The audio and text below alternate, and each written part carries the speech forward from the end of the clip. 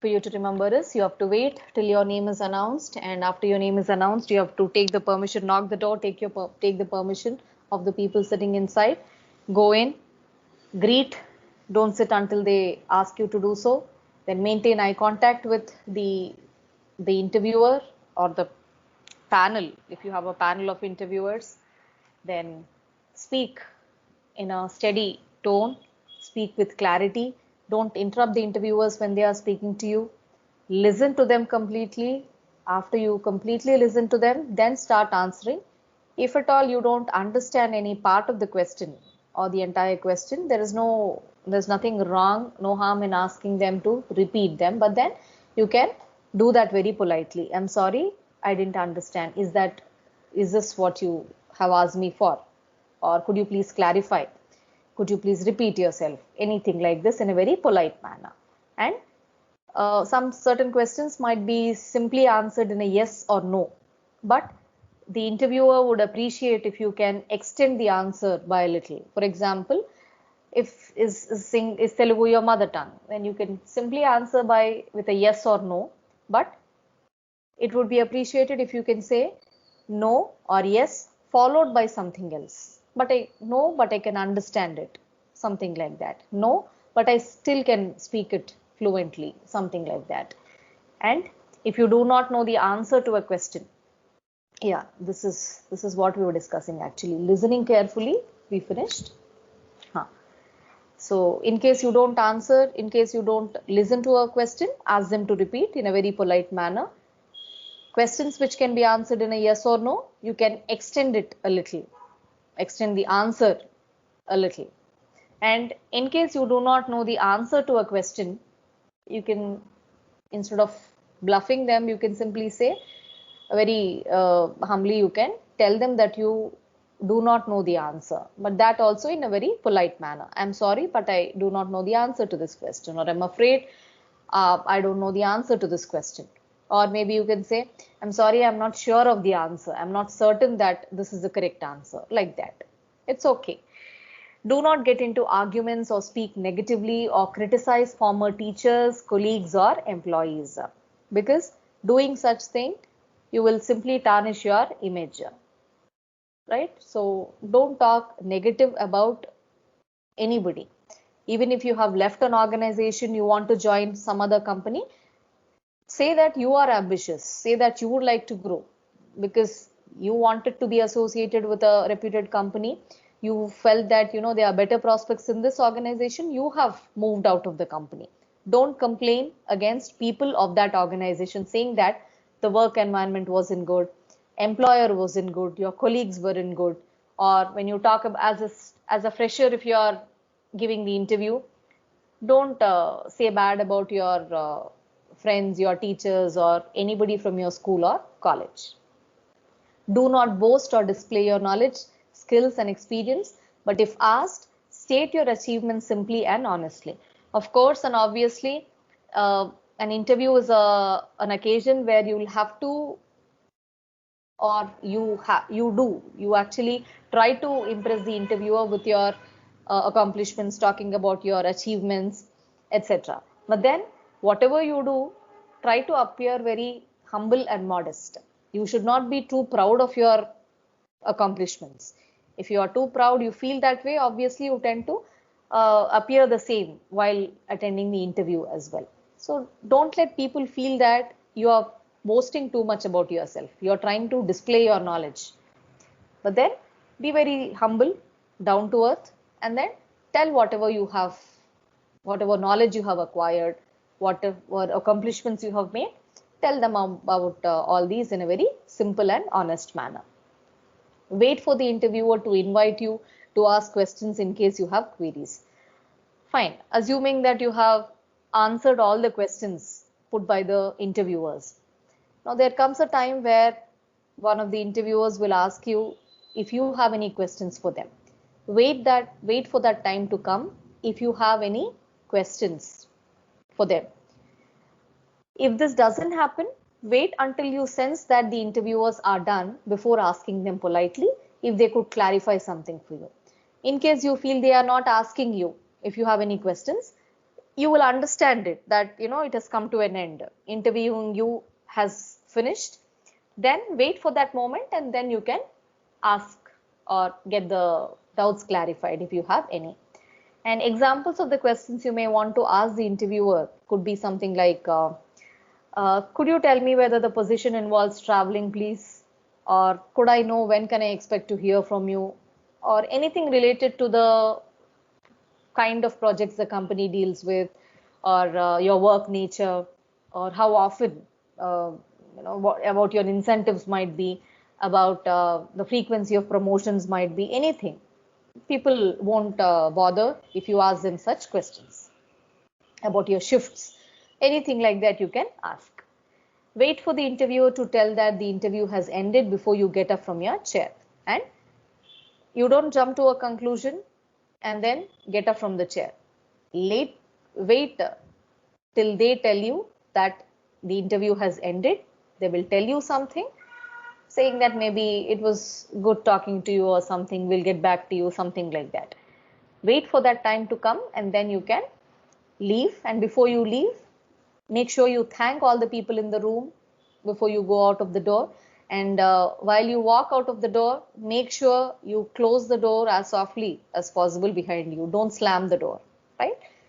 So starting from the moment you knock the door, make an entry into the room, to making an exit from the room, every move will be carefully, closely monitored and observed, because your percentage, your qualifications, your work experience, accomplishments is already there on your resume. An interview is an opportunity where people get to talk to you and they try to assess your attitude, right? Your personality, what type of a person you are.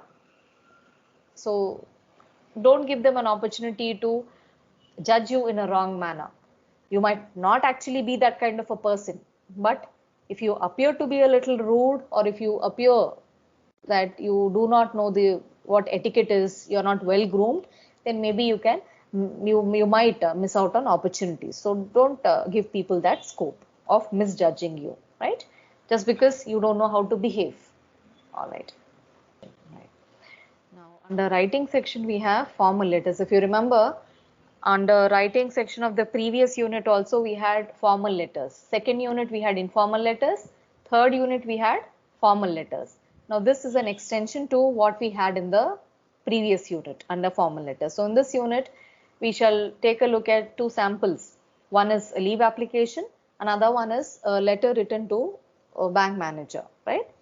So, let's go through that. Formal letters, leave application letter. You might need to take leave from college or from work for various reasons. The format of leave application is the same as that of a formal letter, as we discussed earlier. Address, everything, the format is entirely structured is same as we discussed earlier. When applying for leave from college, be sure to include details such as your roll number, department, and other personal details related to the college. Some institutes require you to submit a medical certificate if the leave is for more than 3 days due to illness, right? So this is a sample letter.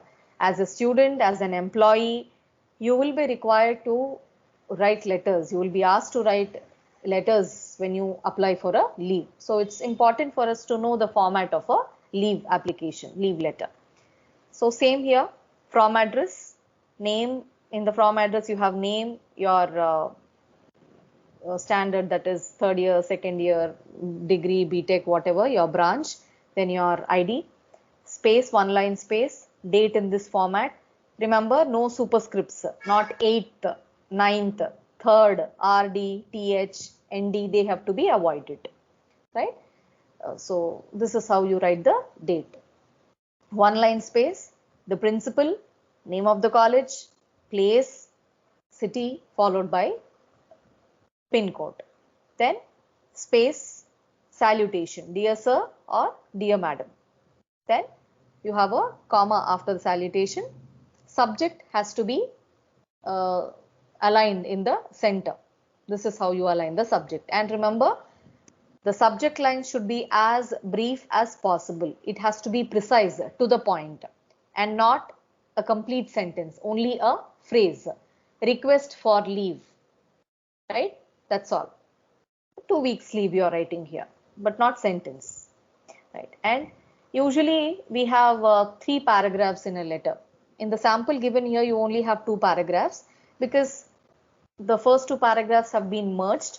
There's very little content to be presented, so they have not been divided into 2 separate paragraphs here. But otherwise, when you write letters, you can also write a 3 paragraph letter, which is the most common type. First paragraph, you will introduce yourself, who you are, and state the purpose of writing the letter. I am so and so, and then you will state the purpose of writing. I am writing this letter to inform, to request, to make a complaint, to make an inquiry, whatever is the situation. Second paragraph, after you have stated the purpose in the first paragraph, in the second you will elaborate the same purpose, right? You said that you require a leave in the first paragraph, you mentioned it briefly. In the second paragraph, you will explain why you require leave. Third paragraph, you close expecting that your leave will be granted, your application will be approved. That's it. So this is the usual structure. Or you can write like this also. First paragraph a little bigger compared to the last paragraph, where you can merge, put in all the details here. So let's go through. I am so and so, studying in so and so year, branch, my ID is so and so. I am writing to inform you that I am going to undergo a small surgery on this particular date for a particular reason. Doctors have advised me to take complete bed rest for 1 week after surgery. So if you take a close look at this, 4 sentences you have, 4 to 5 sentences, but then everything has been put in very neatly. Whatever information has to be provided, it has all been provided in a few simple sentences, that's all. It is not very elaborate, but in these simple sentences, 4 to 5 sentences, everything has been provided, right? So when you write letters, after you finish the first draft, read it once. When you read it, as I told you earlier, read it from the reader's point of view. Because when we are writing something, I have the information, I know why I'm writing the letter. But the other person doesn't know anything about the letter, anything about the purpose. So when you read it from the reader's point of view. If your principal is going to read the letter, if your class teacher is going to read the letter, or if your HOD, she doesn't know anything about it. So you should give her all the information that is necessary for her to understand the situation. Nowhere you should leave gaps. At the same time, letters should not be very elaborate. They should be as brief as possible. So brevity, that means brief, as short as possible. But having said that, don't compromise on clarity. That should not happen. Just because I told you they have to be as short as possible, don't leave out on important details. Because without that detail, they might not understand. They might be confused with what you want to actually tell them. So it requires a little practice. After you write a few letters, you will know how to draft them. So practice is very important in letter writing, right? So, and then I request you to kindly grant me leave for 2 weeks. That is from so and so period to so and so period. And if I am forced to extend my leave, I shall inform you well in advance. So the reader is getting the entire information, who this person is, what he wants, when is he going on leave, when will he come back, and if at all he will extend also, he will give the information to me. So I have everything now as a reader, right? Thank you. Yours faithfully, signature followed by your name. And because it is a leave letter, as a student you are writing the letter, you are trying to provide an authentication also, right? Your parent has also signed here, right? And then enclosure. If you remember, we discussed the importance of enclosures. In certain letters, you might want to enclose some documents supporting whatever you have included in your letter. So in this, because you're saying that there's a surgery which is being performed on you, obviously, as a proof, you have to provide them your medical certificate. So you are enclosing that, attaching that along with your letter. So this is how a leave letter can be drafted. If it is only 2 to 3 days of leave and all that, you don't need an enclosure here. Okay, right. Banking correspondence. Now, outside your organization, there'll be many instances wherein you need to write letters to people. Sometimes you need you have to request them for some information. Sometimes you have to ask them to make an inquiry into something. There might be letters of complaint, various instances. So that also you should know. When the situation arises, you should not hesitate. You should be confident of drafting a letter. You should know the structure. You should know what to include, how to include, right? So we'll just go through another sample of banking correspondence, because this is the one of the commonest correspondence that happens, whether it is to open an account or maybe to change your PIN number or to have your card blocked, various instances wherein you'll have to correspond with banks. So let us go through one such instance. Banks need to exchange various kinds of letters with their different stakeholders. As all of us use banking facilities, it's a good idea to practice writing such type of letters. The following letter is an application for an account statement. Sometimes you might need an account statement also. 3 months, last 3 months transactions and all that. So that also. Again, same, from address, your name, house number, flat number, locality, city followed by PIN code. Here there is something else also added. Email and phone number. Leave letters, they are not needed, right? Anyway, the principal HOD, they won't contact you through email or phone number. But here banking correspondence, because you said you require something from the bank, some information, they need to mail you, message you, etc. You need to provide them your contact details. That is the reason you have included that also here under your from address. One line space, date, one line space, to address. This is how the to address has to be drafted. Bank manager, so and so bank, locality of the bank, city followed by PIN code. Right. One line space again, salutation, dear sir, or if you know it's dear madam, dear madam. Subject line again very brief, request for something, that's all, request for an account statement, right? I hold an account in the Koti branch of HBL Bank since 2012. In one sentence you have told them that you are an account holder, you have mentioned them which branch and which year, since which year. My account details are as follows, and you are clearly giving them the account details. I'm a student and I'm applying for an internship abroad. The visa application requires a bank statement for the last 3 months. So may I request you to please issue an account statement for the period of this particular period. I would greatly appreciate if you could please send the statement to me as soon as possible, as I need to submit my documents to the concerned embassy in a week's time. Thank you very much. Yours faithfully, your signature followed by your name, right? So this is how banking correspondence can be written. We have just finished discussing interview skills, and under interview skills we have discussed the importance of behaving well, etiquette, grooming. So in that context, we shall try to understand more about etiquette and grooming. Etiquette refers to polite and courteous behavior that is considered acceptable in work or social situations. If you behave well and exhibit good manners, then people are likely to remember you in a positive way, right? We say, give respect and take respect. If you behave in a respectable manner, you will also get that in return.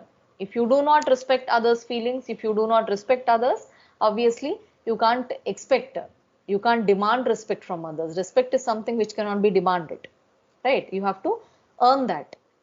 And that depends on how you behave with the other person. And especially in a social setting, in a professional setting, this is very important with our colleagues, with our peers, with our superiors, subordinates. If you behave well, people will also respect you. So listed below are a few examples of good work etiquette. So etiquette means behavior, polite and courteous behavior. That is etiquette. So what are the essentials of etiquette? The first one, be punctual, being on time. People who are on time are usually respected. So maintain that punctuality. Greet colleagues with a smile and a handshake. Remember to be friendly. So try to maintain amicable relationship, friendly relationship with your colleagues, with the people in your department, in your college, office, etc. And when you meet them for the first time in the morning, as soon as you enter, then in the room, the department, the office, you can greet everybody with a smile or a handshake. Keep your workspace neat and tidy, because that shows that you are a systematic person, you are organized. Do not invade your colleague's office space without permission. If you want to, if you want something, there's a file on your colleague's table, you want that file. Let the person be there and let the person know that you want the file from his table. Don't get into his cabin or his cubicle or his room when the person isn't there, right? So you can't invade into others' spaces. So only when the person is there, you can take the person's permission, let them know what you want, and then take it. Do not speak loudly or disturb others when answering phone calls. When we are in a room, in a department, in an office space, we need to understand that we are there focusing, everybody is trying to focus on their work, get something done there. So if you are answering a phone call, make sure you speak softly so that you don't disturb others around you. They might not tell you on the face that you're disturbing them, but definitely they will not like the way you behave, the way you talk loudly and disturb them. So let that not happen. Let such things not tarnish your image. Be honest and fair when trying to resolve issues. When there's an issue, there's a conflict, there's a misunderstanding, be fair and honest. Don't be biased. Listen to others and try to help them with their problems. Listening, as discussed earlier yesterday also when we were discussing interview skills, we discussed this point. Listen to the questions put by the interviewers. Listening is very important, because only when you listen carefully, listen attentively, you can give a proper response. If your listening is not proper, then your answer will also be incorrect. So listen, whether in a professional setting or in a personal environment, it's very important for the other person to feel that you are listening to him or her. It might be your friend also. Even in an informal situation, your friend wants to talk to you. You have to tell him, you have to show him or her that he has your attention. Otherwise, next time he has a problem, he won't come to you. She won't come to you. Right? So listening is very important, and that's how we non-verbally tell the other person that we value their ideas, we value them. So listen to the others and try to help them in whatever possible manner you could. Don't try to avoid responsibilities or shirk duties. Again, in a professional environment, sometimes it might so happen that you are given more tasks compared to the others. So don't complain about it. It's okay. If you are assigned something, if people are assigning you tasks, they want you to complete something, that means they trust you. They have acknowledged your potential, your capacity, and that is the reason they are assigning you tasks. So don't complain saying that, why me? Why can't you give this task to somebody else? Don't behave in that manner, right? Shirking in the sense, don't try to evade or don't try to avoid. That is shirking responsibility, right? When something is coming to you, take it. You're there to work. Understand that. Don't compare and don't let people think low of you. Respect other people's feelings. Again, when you feel that you are sensitive, you don't want others to hurt your feelings, you should also behave in the same manner, right? Don't speak in a manner which might offend the other's feelings. Do not damage office property. Maybe you are not in a good mood, you're very annoyed, irritated with something, frustrated and all that. That doesn't mean you cause any damage to the office property. When you're working there, even if you're a student studying in the college, I'm working in the college.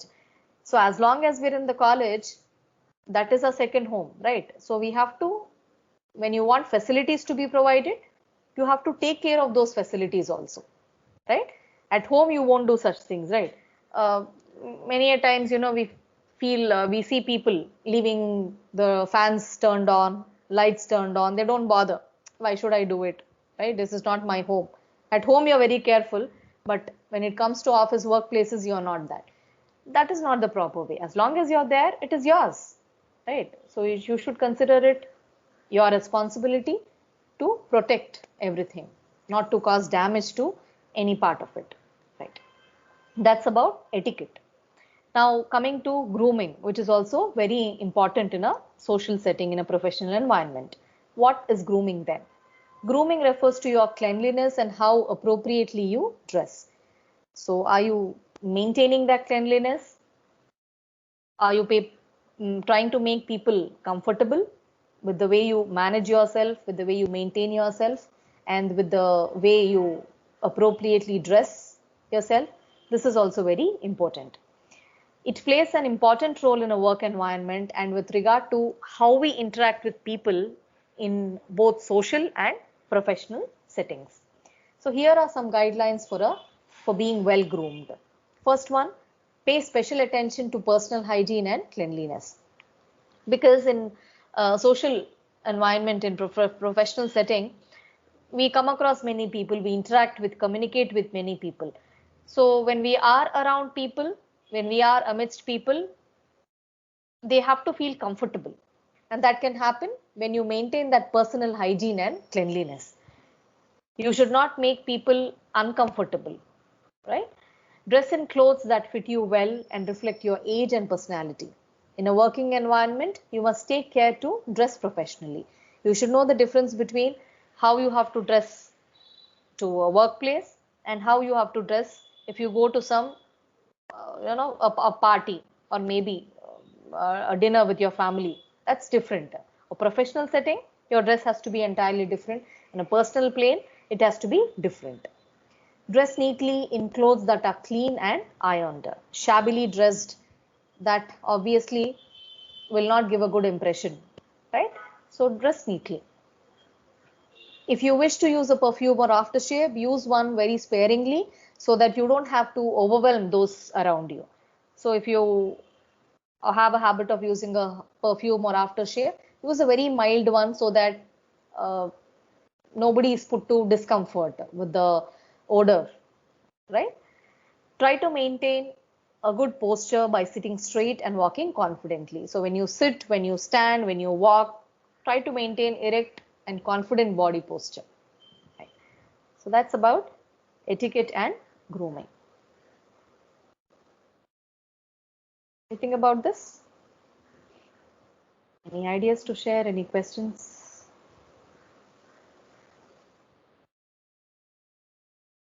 Okay, we'll go ahead. Value orientation. Under value orientation, we have necessity is the mother of invention. Very common phrase. You must have come across this very often. You must have used it also in many situations. We know the meaning of this as well. So the English proverb necessity is the mother of invention means that when you have to complete a task and you have absolutely no choice but to complete the task, then you will think in radical, new, out of the box ways to attempt to solve your problem. Because of necessity, you are forced into finding or creating solutions. It is particularly applicable when working on projects that may seem impossible to complete. Under such circumstances, necessity can motivate you into thinking of ways in which you can increase efficiency. Put simply, if you must do something, then you will think of a way to do it, right? So sometimes we complain saying that we are under a lot of stress, pressure, we don't have time and all. But actually, when we really think about it, when we observe, we tend to work well, better under stress, under pressure also sometimes. Because when there are When there's a lot of option given to you, lot of time to you given to complete something, you anyway won't do it until the last minute comes, until the 11th hour. But when you know there's only one day, all your effort, all your focus is on that particular thing, then your mind works sharper. You will think of innovative ways, creative ways in order to accomplish that task. Especially when you know that you have to do that. Something is compulsory, something is mandatory. You will definitely do that. You will complain initially. You will feel that you cannot do it. How is it possible to complete in a day? But it will be possible because your mind works faster when it knows that there is no other go, there is no other alternative than accomplishing that task, right? So that's the meaning of this phrase.